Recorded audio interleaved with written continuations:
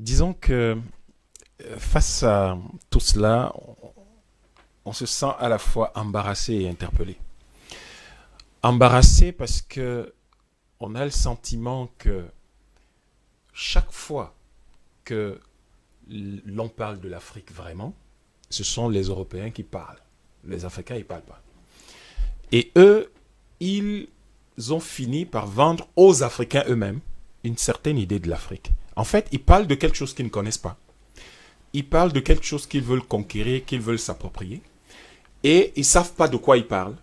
Et les Africains, et c'est ça le plus grave, les Africains qui sont considérés aujourd'hui comme les intellectuels, les cadres, la classe moyenne africaine, ont fini par intégrer l'idée que l'Europe se fait, que les Occidentaux en général, se font de l'Afrique et non pas l'idée qu'ils ont eux-mêmes de ce qu'ils sont.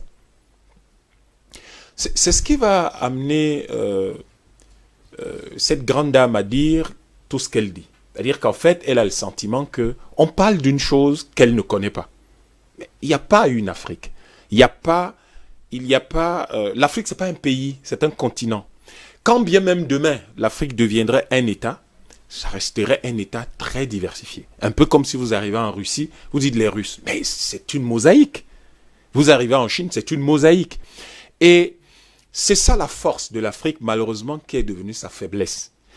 C'est-à-dire que nous sommes dans un environnement qui aurait dû être notre avantage compétitif, qui aurait dû être notre grand avantage, qui aurait dû être notre plus, à savoir que nous sommes sur un continent qui présente diverses facettes, une variété une palette presque infinie à la fois de personnalités, de culture, de connaissances, de trajectoires historiques, qui aurait dû être aujourd'hui, en réalité, ce sur quoi nous devrions nous appuyer pour rebondir.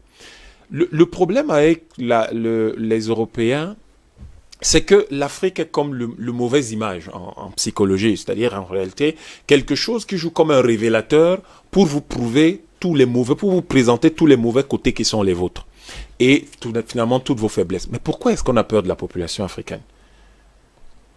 Je vais vous dire pourquoi ils ont peur de la population africaine. Ils ont peur de la population africaine parce que la forte natalité en Europe au XVIIe, XVIIIe et XIXe siècle, c'est ça qui a permis à l'Europe de conquérir le monde.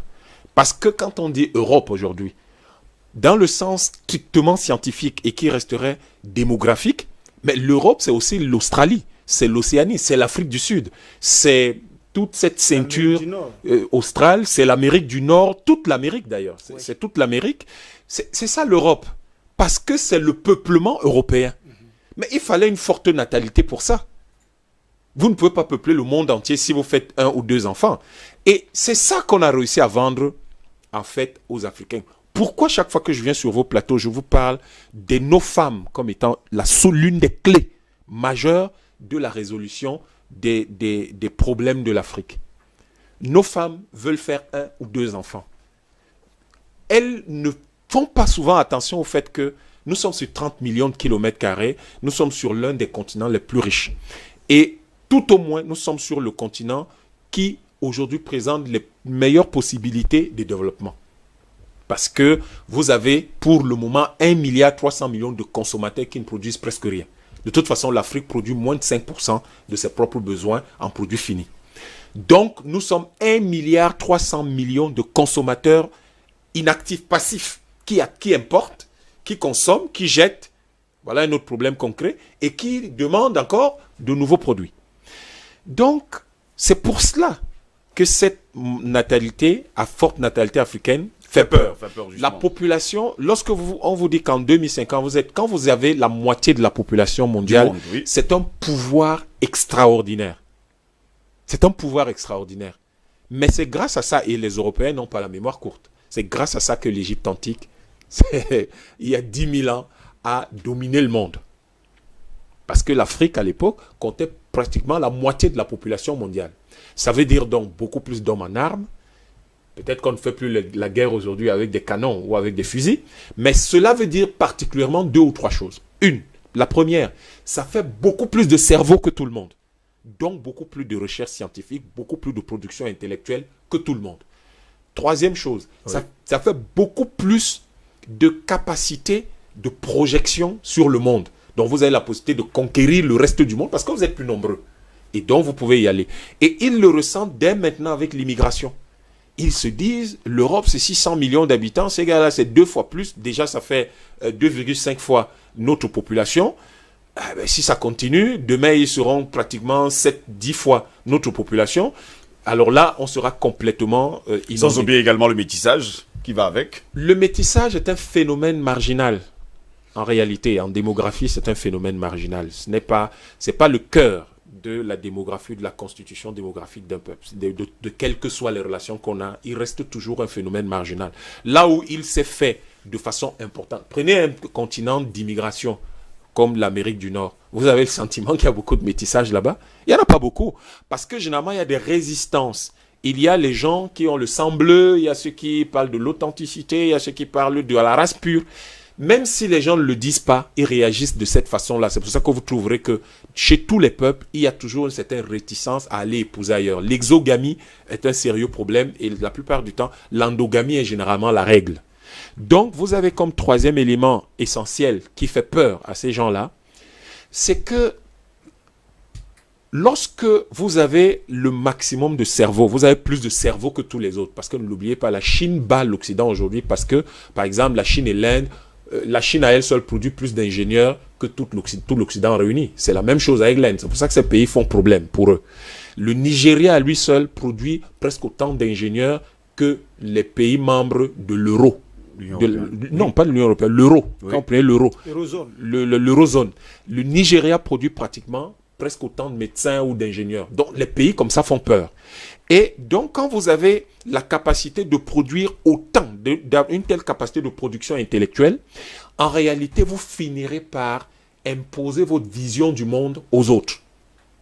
C'est ce que l'Occident a fait au cours des 3 derniers siècles. Donc eux ils savent que ils vont... Mais la conséquence, nous sommes en train de parler en français là. Est-ce que vous et moi nous sommes français? Non, du tout. C'est de ça dont l'Occident a le plus peur.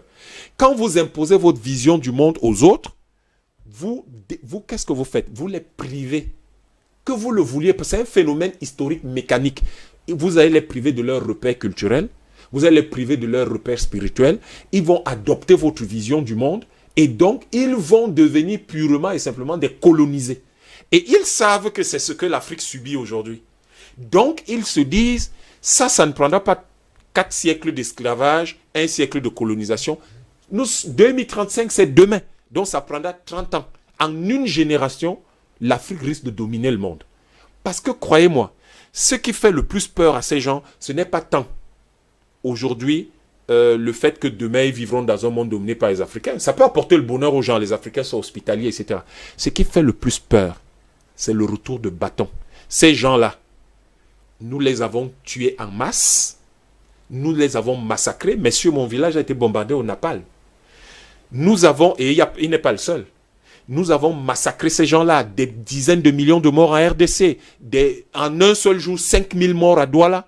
Pour des gens qui venaient de libérer la France, 5000 morts à Douala, sans compter les massacres de Tiaroy un peu partout. Ces gars se disent, la jeune génération que nous avons fini par mouler comme nous, si elle se met à penser comme nous, que nous arrivera-t-il? Ces gars vont purement et simplement brûler et ravager l'Europe. Voilà ce dont ils ont peur.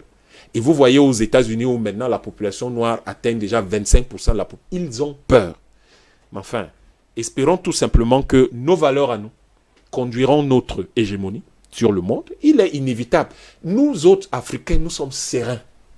Parce que nous savons ce qui va se produire. Dans 30 ans, nous aurons la moitié de la population mondiale. Ça veut dire que dans 100 ans, nos fils et nos arrières et nos petits-fils seront à l'abri du besoin et seront heureux sur cette terre. Mais ce que nous leur laisserons comme valeur, c'est de fonder leur action sur la vérité et la justice. Comme nos ancêtres, l'Égypte antique n'a jamais envahi le monde, n'a jamais massacré les gens à travers le monde.